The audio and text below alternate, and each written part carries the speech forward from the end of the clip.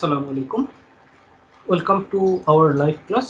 আজকের IELTS live ক্লাসটার যে উদ্দেশ্য সেটা হচ্ছে রাইটিং টাস্ক 1 একাডেমিক সেকশনের বেসিক আলোচনাটা করা।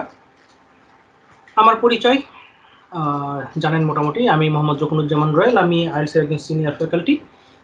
আমার ওয়েবসাইটের অ্যাড্রেসটা দেওয়া আছে, আমার বিস্তারিত তথ্য এখান থেকে আপনার প্রয়োজনে দেখে নিতে পারেন। চলুন আমরা মূলত আজকের ক্লাসে যাই। আজকের ক্লাস যেটা সেটা হচ্ছে রাইটিং টাস্ক 1 একাডেমিক। টাস্কের ফোকাস হচ্ছে, আজকের ক্লাসের ফোকাস হচ্ছে আন্ডারস্ট্যান্ডিং দ্য রিকোয়ারমেন্ট, অর্থাৎ রাইটিং টাস্ক 1 এর কি কি রিকোয়ারমেন্ট আমাদের প্রয়োজন হয়। একই সাথে হচ্ছে ইনফরমেশনগুলোকে আইডেন্টিফাই করা, যে আমরা কোন ধরনের ইনফরমেশনকে এখানে আইডেন্টিফাই করব।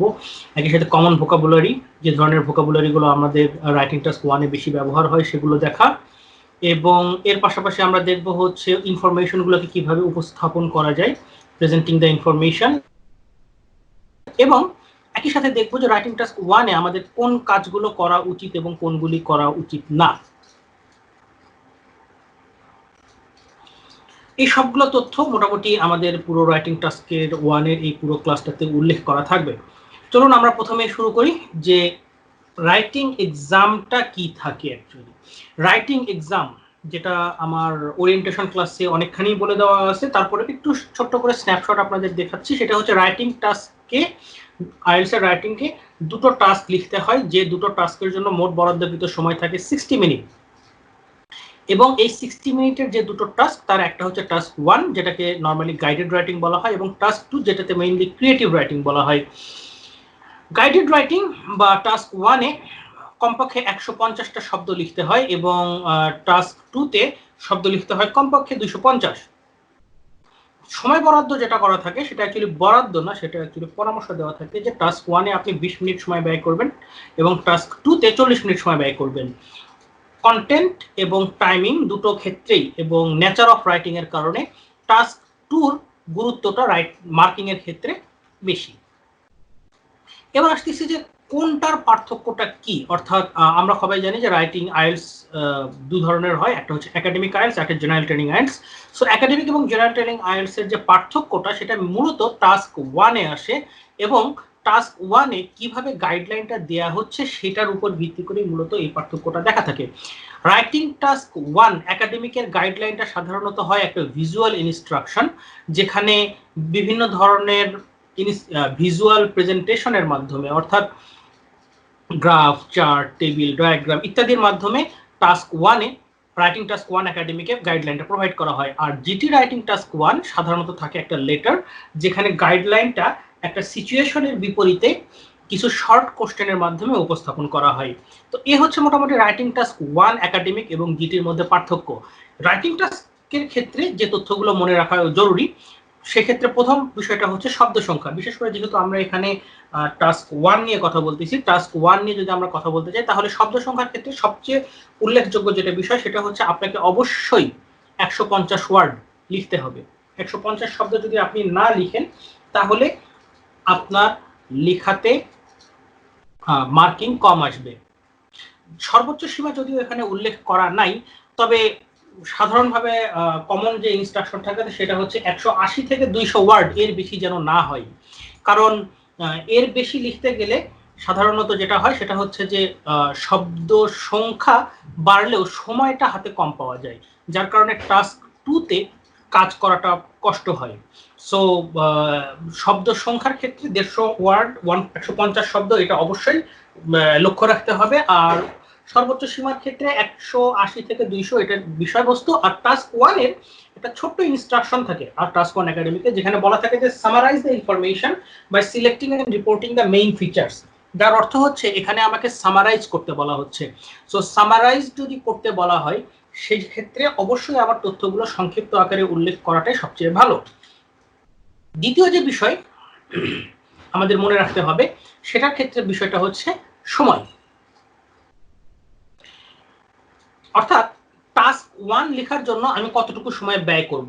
যদিও এখানে পরামর্শ দেওয়া থাকে 20 মিনিট, তবে আপনি ইচ্ছা মতো এই সময়টাকে বাড়াতে বা কমাতে পারবেন। 20 মিনিট সময় এখানে সুনির্দিষ্ট নয়, কিন্তু 20 মিনিট সময়ের ভিতরেই সাধারণত লিখতে বলা হয় এবং এর থেকে অতিরিক্ত সময় ব্যয় করতে মানা করা হয়। কারণ টাস্ক 1 এর ক্ষেত্রে আপনি যদি বেশি সময় ব্যয় করেন সেক্ষেত্রে টাস্ক 2 তে আপনার সময় কমে যাবে এবং উভয় ক্ষেত্রেই লেখার মান নষ্ট হওয়ার সম্ভাবনা থেকে যায়। আর এই 20 মিনিট সময়ের মধ্যে, অর্থাৎ যে সময়টুকু আপনাকে বরাদ্দ করা আছে এই সময়টুকুর মধ্যে আপনাকে পুরো গ্রাফ বা ডায়াগ্রামটা সঠিকভাবে বুঝে সুন্দর মতো গুছিয়ে সাজিয়ে উপস্থাপন করতে হবে। সো এই বিষয়গুলো আপনাকে অবশ্যই মাথায় রাখতে হবে যখন আপনি টাস্ক 1 লিখতেছেন, যে আপনার শব্দ সংখ্যা কত এবং আপনার সময় আপনার জন্য কতটুকু বরাদ্দ করা থাকতেছে। চলুন, যেহেতু আমার টাস্ক 1 এর প্রথম কাজ গ্রাফ নিয়ে, তাই আমরা একটু দেখে নেই গ্রাফ বলতে কি বোঝানো হয়। যে কোনো তথ্যকে চিত্রের মাধ্যমে উপস্থাপন করা হলে সাধারণত সেই চিত্রকে গ্রাফ বা ডায়াগ্রাম বলে। ছোটবেলায় আমরা যখন ম্যাথমেটিক্স করে আসছি তখন ম্যাথমেটিক্সে আমাদের একটা চ্যাপ্টার ছিল লেখচিত্র। লেখচিত্র বাংলাটাই হচ্ছে, সরি, লেখচিত্রের ইংলিশটাই হচ্ছে গ্রাফ, গ্রাফের বাংলা হচ্ছে লেখচিত্র। সো যে কয় ধরনের লেখচিত্র আমরা সাধারণত দেখে থাকি সেগুলোর মধ্যে প্রথমেই থাকে হচ্ছে লাইন চার্ট বা লাইন গ্রাফ, এরপরে আমরা সাধারণত দেখি বার গ্রাফ, এরপরে পাই গ্রাফ বা পাই চার্ট, এবং এই সবগুলো গ্রাফের সাথে আরো একটা ধরন ভাবে আমরা তথ্য উপস্থাপন দেখি, সেটা হচ্ছে টেবিল। এদের মধ্যে টেবিলকে তাত্ত্বিকভাবে, থিওরিটিক্যালি সোর্স বলা হয়। র ডাটা বা সোর্স, থিওরিটিক্যালি টেবিলকে বলা হয় সোর্স, কারণ প্রত্যেকটা গ্রাফের তথ্যগুলো সাধারণত টেবিল আকারে প্রথমে সাজানো হয়, পরে সেটাকে গ্রাফ পেপারে, বিশেষ করে যারা গ্রাফ নিয়ে বিভিন্ন সময় কাজ করেছেন, যাদের স্ট্যাটিস্টিক্স আছে, সায়েন্স ব্যাকগ্রাউন্ডের যারা গ্রাফ নিয়ে কাজ করেছেন, কিংবা এই ধরনের তথ্যগুলো যারা নিয়ে কাজ করেন, ইকোনমিক্সেও কিছু কিছু আলোচনা আছে, তো তাদের মোটামুটি জানা আছে যে তথ্যগুলোকে আগে একটা টেবিলে সাজায় নেওয়া হয়, একাধিক তথ্যকে সাজায় নেওয়ার পরে তারপরে সেটাকে গ্রাফ পেপারে প্লট করা হয়। সো এই কারণে টেবিলকে সাধারণত র ডাটা বলা হয়ে থাকে। আর যে কোনো গ্রাফে সাধারণত দুইটা বিষয়ের উপর ভিত্তি করে তৃতীয় কোনো তথ্যকে সাজানো হয়। যে কোনো বিষয় সংক্রান্ত দুই ধরনের তথ্যের উপর ভিত্তি করে তৃতীয় কোনো তথ্যকে, অপর কোনো তথ্যকে সাজানো হয়। সেই হিসেবে একটা গ্রাফে দুটো তথ্য ফিক্সড পাবো, যে দুটো তথ্য কখনো পরিবর্তন হবে না, এই দুটো তথ্য সবসময় একই রকম থাকবে, এবং একটা নির্দিষ্ট বিষয়ের উপর যে তথ্যটা ভ্যারি করবে, যে তথ্যটা পরিবর্তন হতে থাকবে, সেই তথ্যটা সাধারণত গ্রাফের ভিতরে উল্লেখ করা হবে। লাইন গ্রাফের ক্ষেত্রে এই তথ্যটা লাইন আকারে, বার গ্রাফের ক্ষেত্রে বার আকারে, এইভাবে সাধারণত প্লেস করা হয়। আর যে তথ্য দুটোর উপর ভিত্তি করে, অর্থাৎ যে ফিক্সড ইনফরমেশন যেটা, সেটা সাধারণত গ্রাফের দুপাশের রেখায় বর্ণনা করা থাকে। আমরা সামনে উদাহরণ দেখব, তবে সেই উদাহরণ থেকে আমাদের যে বিষয়গুলোকে লক্ষ্য করতে হবে সেগুলো একটু বলে দিচ্ছি। সেটা হচ্ছে, প্রথমত হচ্ছে কার তথ্য, অর্থাৎ কোন জিনিসটা সংক্রান্ত তথ্য দেওয়া হচ্ছে। দ্বিতীয়ত, কোন তথ্যটা সত্যিকার অর্থে এখানে দেওয়া হচ্ছে, অর্থাৎ কোন তথ্যটা পরিবর্তন হচ্ছে। এবং সবশেষে কোন কোন তথ্যের ভিত্তিতে, কিসের ভিত্তিতে তুলনা করা হচ্ছে। এই তিনটা বিষয়বস্তু আমাদের এখানে বুঝতে হবে যখন আমরা একটা গ্রাফ দেখব। গ্রাফের যে ধরন, সে ধরনগুলোর একটু সংক্ষিপ্ত বর্ণনা দেখে নেই। লাইন গ্রাফ, যেখানে বিভিন্ন ধরনের রেখার মাধ্যমে তথ্যগুলোকে উপস্থাপন করা হয়। বার গ্রাফে বিভিন্ন ধরনের স্তম্ভ বা বারের মাধ্যমে এই তথ্যগুলোকে আলাদা আলাদাভাবে পাশাপাশি উপস্থাপন করা হয়। পাই চার্ট সাধারণত বৃত্তাকার হয়, যেখানে তুলনামূলক অংশ বিভাজনের মাধ্যমে তথ্যগুলো উপস্থাপন করা হয়। এবং টেবিল প্রচলিত আকারে আমাদের ছক আকারে। এছাড়া অন্যান্য যে ধরনগুলো আছে তার মধ্যে প্রথমে আমরা দেখতেছি হচ্ছে এখানে লেখা আছে ফ্লো চার্ট, যেখানে যে কোনো একটা কাজের ধারাবাহিক ঘটনা, ধারাবাহিক একটা কাজ, যে কাজগুলো বিভিন্ন ধাপে ধাপে হয়, সেই ধরনের কাজগুলোকে ধারাবাহিক আকারে উপস্থাপন করা হয়ে থাকে। ম্যাপে সাধারণত কোনো এলাকা, তার পারিপার্শ্বিক অবস্থা বা তার পরিবর্তন, সময়ের সাথে সাথে পরিবর্তন ইত্যাদি, এবং সেখানে কিছু ল্যান্ডমার্ক, কিছু চিহ্ন থাকে, কিছু ডিরেকশন দেওয়া থাকে, এই ধরনের বিষয়বস্তুগুলো সাধারণত ম্যাপে থাকে, এটাকে ম্যাপ বলা হয়। ডায়াগ্রামে সাধারণত কোনো বস্তুর গঠন, একটা বস্তুর গঠন, কি কি জিনিস নিয়ে একটা জিনিস বস্তু গঠিত হয়েছে, এই ধরনের বিষয়গুলো সাধারণত ডায়াগ্রামে উল্লেখ করা থাকে। এবং কিছু কিছু ডায়াগ্রামে সাধারণ আলোচনার পরিবর্তে সংখ্যা ভিত্তিক তথ্যও তুলে ধরা থাকে। যেমন ধরা যাক যে কোনো একটা এলাকায় বিভিন্ন স্থানের বৃষ্টিপাতের তথ্য, ফর এক্সাম্পল আমরা যদি ধরি অস্ট্রেলিয়াতে বিভিন্ন এলাকা ভেদে বৃষ্টিপাতের তথ্য। সো বৃষ্টিপাতের তথ্যটা ওখানে ডায়াগ্রাম বা ম্যাপের মাধ্যমে তথ্যগুলোকে তুলে ধরা হয়েছে যে কোন এলাকায় কি পরিমাণ বৃষ্টিপাত হয়।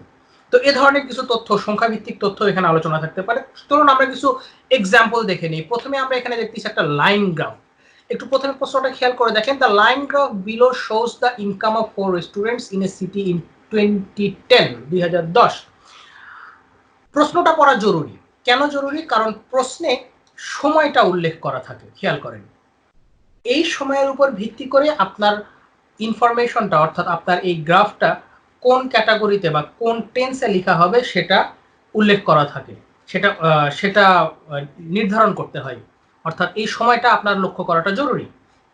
একই সাথে খেয়াল করেন, এখানে বিভিন্ন ধরনের নাম দেওয়া আছে এবং সেই নামগুলোর বিপরীতে বিভিন্ন রেখা আছে। প্রত্যেকটা নামের সঙ্গে এখানে যে রেখাগুলো দেওয়া আছে সেগুলো রং দিয়ে চিহ্নিত করা আছে।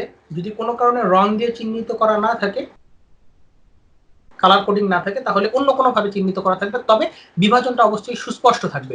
যেমন এখানে প্রথমটা যেটা আছে ডেলিকেসি, সেটা রঙের সাথে যদি খেয়াল করি তাহলে দেখেন একদম নিচের যে রেখাটা সেটা ডেলিকেসির সঙ্গে মিলে যায়। এবং একদিকের রেখা যদি আপনি ধরতে পারেন তাহলে একাধিক ক্রমে, মানে পরপর রেখাগুলো সাধারণত একই ক্রম অনুসারে সাজানো থাকে। অর্থাৎ ডেলিকেসির পরেরটা হবে ইভিনিং প্যারাডাইস, তারপর একটা গ্র্যান্ড ফিয়েস্টা, এবং একইভাবে সর্বশেষ যেটা স্পাইস ফরচুন সেটা হবে নিচ থেকে প্রথমে, যেটা নিচ থেকে সব শেষে, অর্থাৎ একদম উপরেরটা, যেটা রেখাটা একেবারে শেষে এসে সবার নিচে নেমে গেছে, এটা হবে স্পাইস ফরচুন, এই রেখাটা। সো এভাবে সাধারণত আমরা একটা গ্রাফকে আইডেন্টিফাই করতে পারি। এবং এখানে একটু খেয়াল করে দেখেন, যেটা বলেছিলাম যে গ্রাফের দুপাশের তথ্য, গ্রাফের দুপাশের তথ্য যদি আমরা বলি তাহলে একদম বাম পাশে দেখুন লেখা আছে ইনকাম ইন $1000।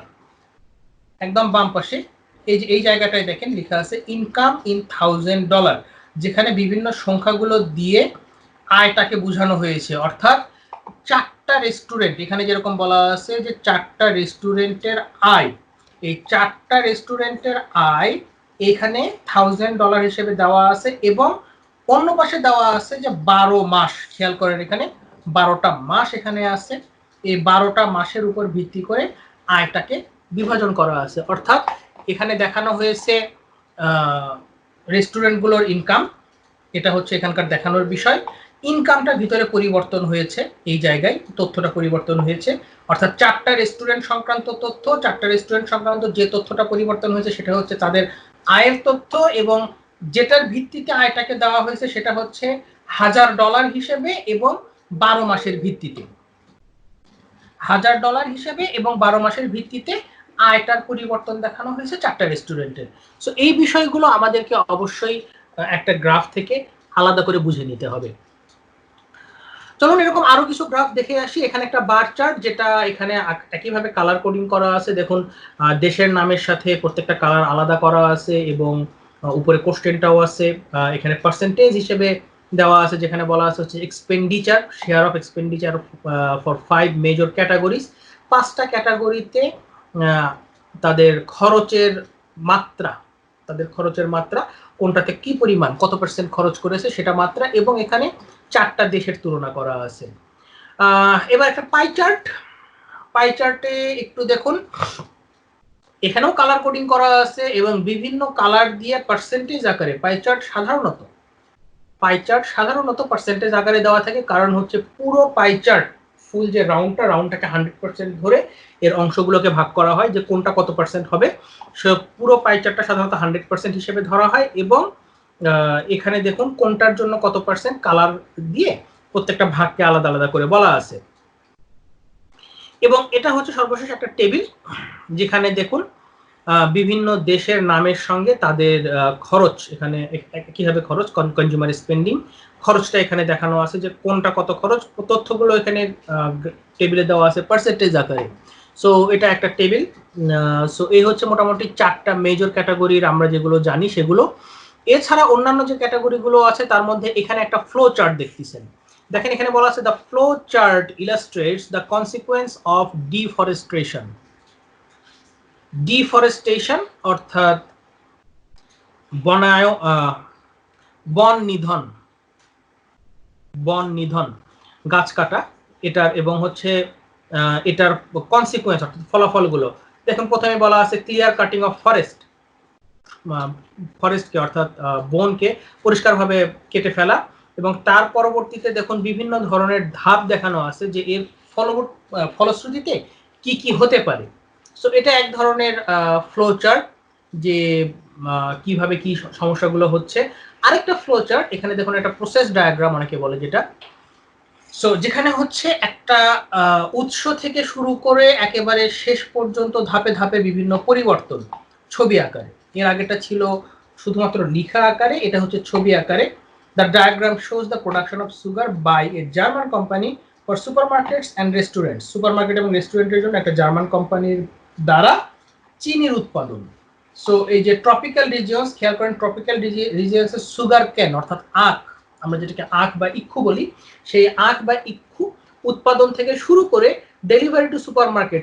খেয়াল করবেন অ্যারো চিহ্ন দিয়ে ধাপে ধাপে প্রত্যেকটা কাজকে একের পর এক বর্ণনা করা আছে।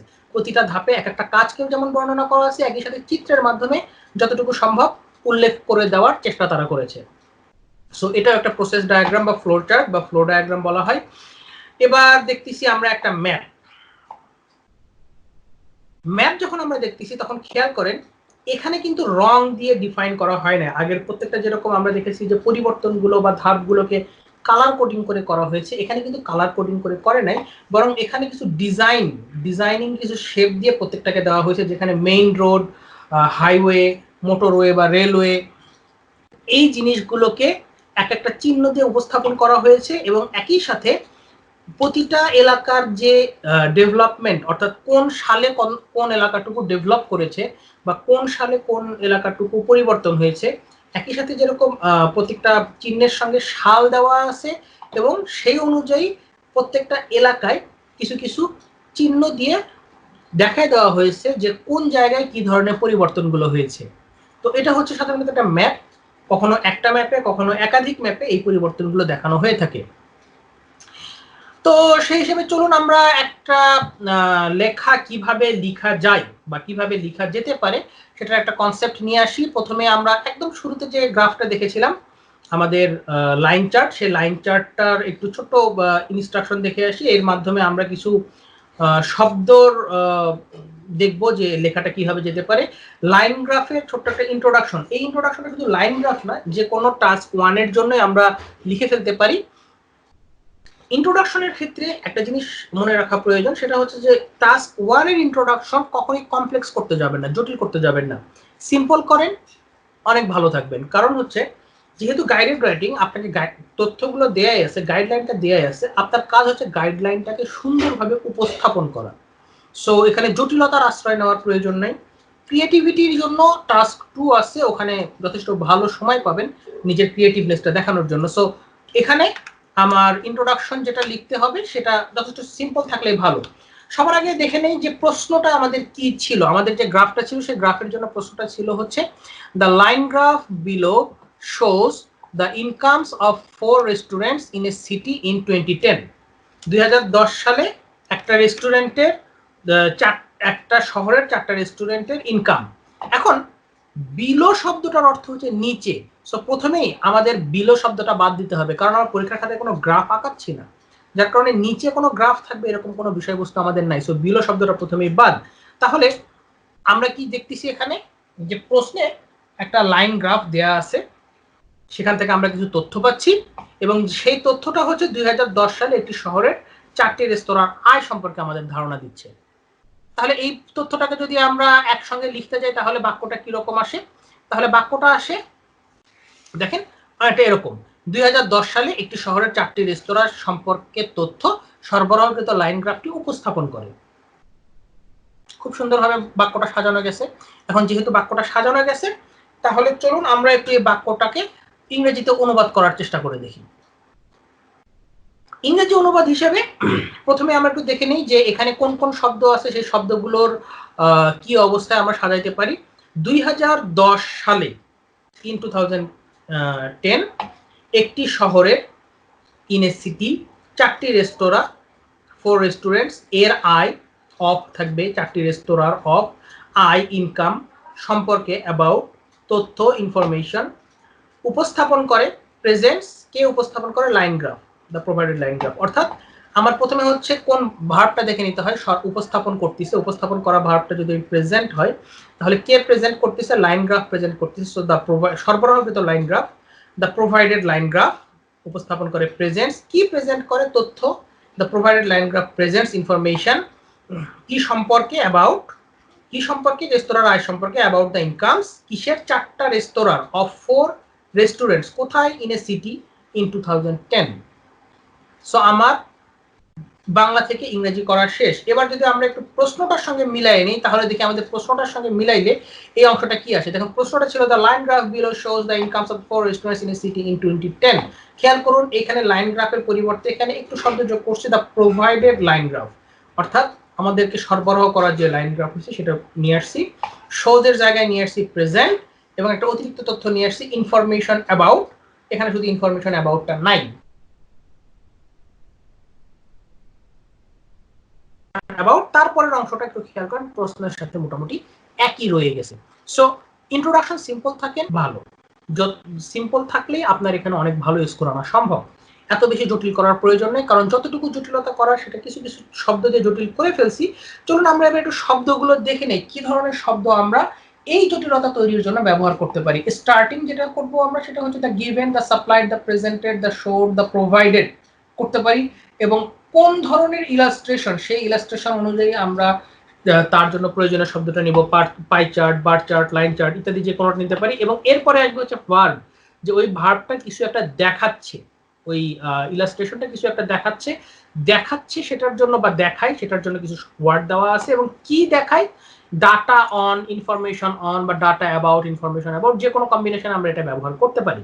সো এটা হচ্ছে মোটামুটি ইন্ট্রোডাকশন শুরুর জন্য কিছু ভোকাবুলারি, এবং এরপরে আমরা মূল তথ্যটাকে উপস্থাপন করে দিতে পারি। এবার দেখি একটা গ্রাফে কি কি ধরনের তথ্য আমাদের সাধারণত দেখে নিতে হয়। যদি আমরা একটা গ্রাফ দেখি, আমাদের যে লাইন গ্রাফটা ছিল সেটা নিয়ে আমরা একটু আলোচনা করি। এখানে কি কি বিষয় দেখা যায় দেখেন, এখানে 4টি লাইন দিয়ে 4টি প্রতিষ্ঠানের অবস্থা দেখাচ্ছে। একই সাথে এটা 2010 সালের ঘটনা, যেটা একটা অতীত, এবং এখানে আয় দেখানো হচ্ছে $1000 হিসেবে, আর পাশাপাশি এখানে 12 মাসের তথ্য দেওয়া আছে, একটা বছর অর্থাৎ 2010 সালের 12টা মাসের তথ্য এখানে দেওয়া আছে, এবং 12টা মাসের আয় যেটা $1000 হিসেবে উল্লেখ করা আছে। দ্বিতীয় যে বিষয়গুলো আমাদের লক্ষ্য রাখতে হয় সেটা হচ্ছে পরিবর্তন। কি ধরনের পরিবর্তন হয়েছে আমরা একটু দেখে নেই। যদি দেখতে যাই তাহলে খেয়াল করলে দেখা যায় যে রেস্তোরাঁগুলোর আয় কিছু কিছু সময় বেড়েছে, আবার কিছু কিছু সময় কমেছে। রেস্তোরাঁর আয় যেমন বৃদ্ধি পাওয়ার তথ্য এখানে আছে, একইভাবে কমার তথ্য এখানে আছে। আবার একই সাথে আয়গুলো স্থির থাকা, অর্থাৎ পরপর কয়েক মাস একই রকমের আয় থাকার তথ্য এখানে রয়ে গেছে। দুই একটা রেস্তোরাঁর আয় ঘন ঘন হ্রাস বৃদ্ধি হয়েছে, যেমন ধরেন একেবারে নিচে যেটা আছে আমাদের প্রথমে ছিল হচ্ছে ডেলিকেসি। দেখেন ডেলিকেসির আয় এই যে জানুয়ারি থেকে জুন পর্যন্ত এই সময়টুকু এক মাসে বেড়েছে, এক মাসে কমেছে, অর্থাৎ প্রতি মাসেই হ্রাস বৃদ্ধি হয়েছে, অর্থাৎ আমরা বলতে পারি যে ঘন ঘন হ্রাস বৃদ্ধি হয়েছে। আবার এই যে আয় বৃদ্ধি বা হ্রাসের হার, কখনো এটা দ্রুত বৃদ্ধি পেয়েছে, যেমন এই জায়গাটায় খেয়াল করেন, এই জায়গাটায় বেশ দ্রুত বৃদ্ধি পেয়েছে, আবার এইখানে দ্রুত হ্রাস পেয়েছে। উল্টা দিকে আমরা যদি ইয়েতে আসি, লাস্টে ডেলিকেসিতে আসি, তাহলে দেখেন এই বৃদ্ধি বা হ্রাসের মাত্রাটা কম ছিল, অর্থাৎ কখনো এটা দ্রুত বৃদ্ধি পায়, কখনো এটা ধীরে বৃদ্ধি পায়, কখনো দ্রুত হ্রাস পায়, কখনো ধীরে হ্রাস পায়। খেয়াল করুন কিছু কিছু শব্দ আমাদের কিন্তু পুরো গ্রাফটা বর্ণনা করার জন্য সাধারণ শব্দ হিসেবে বিবেচিত হয়েছে, কমন ওয়ার্ডস। সো এই কমন ওয়ার্ডসগুলোই আমাদের বেসিক ভোকাবুলারি হিসেবে ব্যবহার হবে। সো বেসিক ভোকাবুলারিগুলোর ভিতরে যদি আসি তাহলে দেখুন আছে verb to describe upward trend, অর্থাৎ বৃদ্ধি ব্যাখ্যা করার জন্য, ডাউনওয়ার্ড ট্রেন্ড হ্রাস ব্যাখ্যা করার জন্য, এবং একই সাথে স্টেবল ট্রেন্ড অর্থাৎ স্থির অবস্থা ব্যাখ্যা করার জন্য। বৃদ্ধি ব্যাখ্যা করার জন্য ভার্বগুলোর একটা ছোটখাটো লিস্ট এখানে দেয়া আছে, increase, rise, climb, go up, grow, jump, rocket, যেগুলো সবগুলো প্রেজেন্ট টেন্সে আছে, পাশাপাশি পাস্ট টেন্স গুলো দেওয়া আছে। ডাউনওয়ার্ড ট্রেন্ডের জন্য একইভাবে কিছু ওয়ার্ড দেওয়া আছে, এর মধ্যে দুটো ওয়ার্ড একটু স্পেশালাইজ, সেটা একটু দেখবেন শেষে লেখা আছে প্লামেট এবং প্লাঞ্জ। এটা সাধারণত সাডেন ড্রপ অর্থাৎ হঠাৎ করে কমে যাওয়া বুঝাইতে এটা সাধারণত ব্যাখ্যা করা হয়, বর্ণনা করা হয়। ব্যবহার করা হয়। এছাড়া কিছু শব্দ আছে যেগুলো হচ্ছে স্টেবল ট্রেন্ড, এটা দুটো শব্দের কম্বিনেশন হিসেবে সাধারণত ব্যবহার করা হয়। বাংলাতে আমরা বলি স্থির থাকা। খেয়াল করেন এখানে দুটো শব্দ আছে, একটা হচ্ছে সে স্থির এবং সেটা হচ্ছে সে থাকতিছে। সো স্থির থাকা দুটো শব্দ এখানে একইভাবে যখন খেয়াল করুন, প্রথমে ভাগ, থাকা ভাগ, মেইনটেইন, রিমেইন বা স্টে, এবং তারপর হচ্ছে স্থির, constant, stable, steady, unchange. So আপনি যখন ব্যবহার করবেন তখন অবশ্যই উভয়টার কম্বিনেশন হিসেবে এই তথ্যগুলোকে ব্যবহার করবেন, যে স্টে কনস্ট্যান্ট বা রিমেইন কনস্ট্যান্ট বা মেইনটেইন স্টেডি, মেইনটেইন আনচেঞ্জড, এইভাবে এই তথ্যগুলোকে ব্যবহার করবেন। এগুলো হচ্ছে মেইনলি ফ্রেজ, যে ফ্রেজগুলো স্থির অবস্থাকে উল্লেখ করার জন্য ব্যাখ্যা করা হয়। দ্বিতীয় ধাপে যে ভোকাবুলারিগুলো আমরা দেখতেছি সেগুলোতে আমরা একটু দেখি হচ্ছে যে অ্যাডভার্ব যেগুলো ব্যবহার করা হয়, অর্থাৎ দ্রুত বা ধীরে, এই ধরনের। এবং আরেকটা গুরুত্বপূর্ণ ওয়ার্ড এখানে প্রয়োজন, সেটা হচ্ছে যে আমরা যখন ডাটা ইনফরমেশন অর্থাৎ সংখ্যাটা উপস্থাপন করতেছি, তখন সংখ্যাটা সাধারণত আমরা একটা অ্যাপ্রক্সিমেট একটা ভ্যালু দেই। সেই অ্যাপ্রক্সিমেট অর্থাৎ প্রায় জিনিসটা বোঝাতে, যে আমরা সংখ্যাগুলো যখন সুনির্দিষ্ট না বলে একটা আনুমানিক সংখ্যা বলতেছি, সেই আনুমানিক সংখ্যা বলতে যে শব্দগুলো ব্যবহার করে থাকি। কুইক ইনক্রিজ বা শার্প ট্রেন্ড ব্যাখ্যা করতে যে শব্দগুলো ব্যবহার করা হয় সেগুলোতে আছে sharply, rapidly, quickly, steeply, considerably, significantly, substantially. এবং স্লো ট্রেন্ড ব্যাখ্যা করার জন্য steadily, gradually, moderately, minimally, slowly, slightly. আর অ্যাপ্রক্সিমেশন বুঝাইতে সাধারণত ব্যবহার করা হয় about, around, approximately, almost, nearly, রাফলি। এই শব্দগুলো সাধারণত ব্যবহার করা হয়ে থাকে। এই শব্দগুলোর ব্যবহার কিভাবে হয় তার জন্য ছোটখাটো একটা চিত্র আপনাদের সামনে এখানে তুলে ধরার চেষ্টা করেছি, যে আপওয়ার্ড ট্রেন্ডের জন্য কোনগুলো এবং স্টিডিনেস অ্যাডভার্বগুলো কিভাবে কোন ক্ষেত্রে সাধারণত অ্যাডভার্বগুলো বেশি ব্যবহার করা হয় সেটার একটা রাফ চিত্র এখানে দেয়া আছে, বুঝতে পারবেন সহজেই। এবং অন্য আরেকটা চিত্র আছে যে কোন ক্ষেত্রে সাধারণত এই শব্দগুলো ব্যবহার করা হয়, আরেকটুখানি ডিটেইলড একটা কমপ্লিট গ্রাফ দিয়ে বোঝানোর চেষ্টা করা হয়েছে এখানে। একটু দেখে নিলে ভালো মতো দেখলে বুঝতে পারবেন ইনশাআল্লাহ। এই শব্দগুলো ব্যবহার করে আমরা যদি পুরো গ্রাফটা লেখার চেষ্টা করি, তাহলে গ্রাফটার লেখাটা যেটা ছিল একটু আগে আমাদের লাইন গ্রাফ রেস্টুরেন্টের ইনকাম সংক্রান্ত, সেটা অনেকটা এরকম একটা লেখা আসবে। মোটামুটি বেশ ভালো মানের একটা লেখা, যতটুকু পারা যায় চেষ্টা করা হয়েছে। এই লেখাটার স্কোরিং যদি আমি বলি তাহলে এটা অ্যারাউন্ড 8, ব্যান্ড স্কোর 8 ক্যাটাগরির একটা লেখা। এবং এখানে মোট ওয়ার্ড আছে 221টা। সো আমরা যে গ্রাফটা এতক্ষণ দেখলাম, অর্থাৎ লাইন গ্রাফটা রেস্টুরেন্টের আয় সংক্রান্ত, সেটা সংক্রান্ত ছোট্ট একটা লেখা এখানে স্যাম্পল অ্যান্সার এখানে দেওয়া হলো। এবার অন্য আরেকটা গ্রাফ একটু দেখে থাকি, যেটা হচ্ছে আমাদের ম্যাপ বা process diagram. So process diagram যখন আমরা দেখতেছি তখন দেখুন, খেয়াল করুন এখানে ধাপে ধাপে পরিবর্তনগুলো হচ্ছে। সো এই ধাপগুলো একটা এখানকার দেখার বিষয়, উল্লেখযোগ্য বিষয়, যে খেয়াল করুন এখানে সুগার ক্যান হারভেস্ট উৎপাদন, then juice collection, partial filtration, raw sugar shipment, complete purification, crystallization from sugar syrup, drying, packaging and delivery to supermarket. প্রত্যেকটা কাজ এখানে বর্ণনা করা আছে। এই কাজগুলোকে তুলে ধরা, কিংবা আমরা একটু আগে যে ম্যাপটা দেখে এসেছি সেই ম্যাপে দেখেছি যে আমরা কিছু পরিবর্তন আছে, সেই পরিবর্তনকে তুলে ধরা হচ্ছে আমাদের এখানকার মূল বিষয়বস্তু। সো এখানে যে বিষয়গুলো আমাদের মনে রাখতে হবে জরুরি বিষয়, সেটা হচ্ছে ফ্লো চার্ট বা ম্যাপের ক্ষেত্রে ঘটনা সাধারণত ধারাবাহিকভাবে বা একের পর এক ক্রমানুসারে উল্লেখ থাকে, কাজের উল্লেখ থাকে, কিন্তু কাজটা কে করতেছে অর্থাৎ ওই কাজের জন্য কে দায়ী সেটা কিন্তু সুস্পষ্টভাবে উল্লেখ থাকে না, অর্থাৎ ওই কাজের জন্য সাবজেক্ট থাকে না। সেই হিসেবে এটা সাধারণত প্যাসিভ ভয়েস হিসেবে লেখা হয়। মনে রাখবেন ফ্লো চার্ট এবং ম্যাপ সাধারণত প্যাসিভ ভয়েস হিসেবে লেখা হয়। ম্যাপ বা ফ্লোর প্ল্যান, কোনো ম্যাপ বা ফ্লোর প্ল্যানের ক্ষেত্রে সাধারণত অবস্থা বা পরিবর্তন দেখা যায়। সো পরিবর্তনের ক্ষেত্রে অবশ্যই মনে রাখবেন পরিবর্তন মানে একটি অবস্থা থেকে অন্য অবস্থায় রূপান্তর, অর্থাৎ পূর্বের অবস্থা এবং পরের অবস্থা দুটোকে তুলনা করতে হবে, তবে এটা পরিবর্তন বোঝাবে। আর প্রসেস ডায়াগ্রাম বা ফ্লো চার্টের ক্ষেত্রে একটা বিষয় উল্লেখ্য, যেটা আমরা একদম প্রথমে দেখেছিলাম যে ডিফরেস্টেশনের যে চার্টটা দেখেছিলাম, ওখানে অনেকগুলো ধাপ আছে, যার ফলে 150 ওয়ার্ড আমাদেরকে ফিল আপ করতে হলে অবশ্যই ওই তথ্যগুলোকে সামারাইজ করতে হবে। সামারাইজের তথ্য হিসেবে একাধিক ধাপকে আমরা একসাথে লিখে ফেলতে পারি। তবে একটা জরুরি বিষয় হচ্ছে অতিরিক্ত কোনো তথ্য, অর্থাৎ এই ঘটনার সাথে সম্পর্কিত আমি জানি, আমার ব্যক্তিগত অভিজ্ঞতায় আছে, এ ধরনের কোনো তথ্য, কোনো উদাহরণ এখানে দয়া করে সংযোজন করবেন না। যেটুকু তথ্য আপনি লিখবেন সেটা শুধুমাত্র ওই গ্রাফে, ওই ইলাস্ট্রেশনে দেয়া তথ্য থেকেই আপনি সাজিয়ে লিখবেন। ওটা থেকে আপনাকে কমপক্ষে 150 ওয়ার্ড লিখতে হবে, তবে খুব বেশি ওয়ার্ড লেখার চেষ্টা করবেন না। এই বিষয়গুলো ফ্লোচার্ট বা ম্যাপ বা ডায়াগ্রাম, এই জিনিসগুলোতে একটু সতর্কতার সঙ্গে লক্ষ্য করতে হয়। এই প্রেক্ষিতে যে ভোকাবুলারি গুলো প্রয়োজন হয় তার মধ্যে একটা ক্যাটাগরি হচ্ছে যে একটা সিকোয়েন্স, যেহেতু ফ্লোচার্ট একটা ধাপ, একটা সিকোয়েন্স ক্রমানুসারে চলে, সো এটার স্টার্টিং এবং এন্ডিং কিভাবে হতে পারে, একই সাথে ভিতরের ধাপগুলোকে ডিসক্রাইব করার জন্য কোন ধরনের কানেক্টিভস আমরা ব্যবহার করব, এবং যেহেতু আমার এখানে চেঞ্জের একটা বিষয় আছে, সো চেঞ্জ বোঝানোর জন্য আমরা সাধারণত কোন ধরনের ওয়ার্ড বা ফ্রেজ ব্যবহার করব। শুরু করার ক্ষেত্রে যখন আমরা স্টার্ট করব তখন সেটাতে আমরা ইনিশিয়ালি, টু বিগিন উইথ বা ফার্স্টলি ব্যবহার করতে পারি।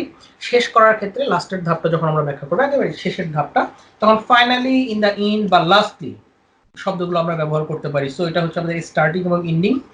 একটা লেখাতে আপনি একটাই ওয়ার্ড ব্যবহার করার সুযোগ পাবেন।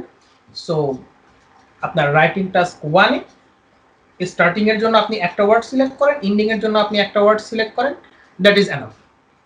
এর অতিরিক্ত আপনার সিলেকশন না হলেও সমস্যা হবে না। এবার যদি আমরা দেখি যে কানেক্টিভস, যে কানেক্টিভগুলো প্রয়োজন হচ্ছে আমার ট্রেন্ড ডিসক্রাইব করার জন্য, অর্থাৎ সিকোয়েন্সগুলোকে, ভিতরের ধাপগুলোকে ডিসক্রাইব করার জন্য, সেক্ষেত্রে আমরা then, next, later, afterwards, after that, subsequently, এরকম অনেকগুলো শব্দ ইউজ করতে পারি। এছাড়াও কিছু কিছু সেন্টেন্স স্ট্রাকচার আছে, যে সেন্টেন্স স্ট্রাকচারগুলো দিয়ে আমরা ধাপগুলোকে ক্রমগুলোকে ব্যাখ্যা করতে পারি। যেমন this is followed by, this step is followed by, এটা ব্যবহার করতে পারি। বা another important step is it comes after the previous step। এই ধরনের কিছু সেন্টেন্স স্ট্রাকচার ব্যবহার করে আমরা সিকোয়েন্সগুলোকে ব্যাখ্যা করে নিয়ে আসতে পারি। আর চেঞ্জ ব্যাখ্যা করতে হলে অবশ্যই মনে রাখতে হবে, চেঞ্জ যখন আসে তখন একটার সঙ্গে আরেকটার তুলনা অবশ্যই থাকতে হবে। অর্থাৎ change from X to Y, মানে এক্স একটা সিচুয়েশন, ওয়াই একটা situation, so from X to Y change, অথবা replace X by Y, X কে ওয়াই দ্বারা, একদম লাস্টে দেখুন এখানে বলা আছে রিপ্লেস এক্স বাই ওয়াই, অর্থাৎ ওয়াই দিয়ে এক্স কে পরিবর্তন করা হচ্ছে। বা upgrade from X to Y বলতে পারি, কনভার্ট, ট্রান্সফর্ম, মডিফাই, এরকম অনেক কিছু ওয়ার্ড ব্যবহার করতে পারি যেগুলো সাধারণত পরিবর্তন বোঝানোর জন্য ব্যবহার করা হয়। সো এই জিনিসগুলো মাথায় রাখতে হবে যে এগুলো যেন আপনার লেখাতে এই শব্দগুলো ব্যবহার করা হয় সঠিকভাবে বাক্যের অর্থ অনুযায়ী। সো এই সংক্রান্ত যদি আপনাদের কোনো কোশ্চেন থেকে থাকে তাহলে আমাকে আপনারা কমেন্টে লিখতে পারেন বা মেইল করতে পারেন। আর এই স্লাইডটার পিডিএফ ফাইলটা খুব শীঘ্রই আপনাদের জন্য অ্যাভেলেবল হয়ে যাবে। ফেসবুকে আমার গ্রুপ এবং আমার পেজে নজর রাখবেন, এটার পিডিএফ ফাইলটা আপনাদের জন্য সেখানে আপলোড করা থাকবে। So that is all for now, everyone. Thank you very much for your time, and I hope you enjoy the video. Thank you, everyone. Assalamu alaikum. Hello viewers, welcome, and please subscribe to my channel if you like my video. Press the subscribe button and click the bell icon for all notifications. Welcome to my channel and enjoy my new videos. Besides, you can check my website for detailed contents regarding IELTS preparation. Please ensure to like my channel and to visit my website at royalbogra.com/resource. Thank you.